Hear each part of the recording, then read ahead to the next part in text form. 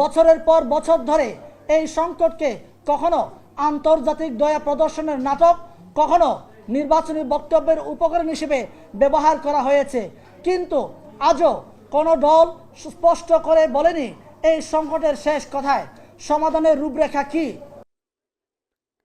বছরের পর বছর ধরে এই সংকটকে কখনো আন্তর্জাতিক দয়া প্রদর্শনের নাটক, কখনো নির্বাচনী বক্তব্যের উপকরণ হিসেবে ব্যবহার করা হলেও আজ পর্যন্ত কোনো দল এর দীর্ঘমেয়াদী সমাধানের রূপরেখা স্পষ্ট করেনি।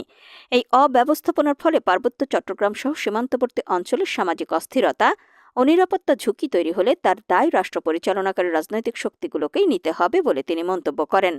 সংবাদ সম্মেলনে সিএসটি সম্প্রীতি জোট সতর্ক করে জানায়, পার্বত্য চট্টগ্রামের জনগণ আর প্রতারণার রাজনীতি মেনে নেবে না।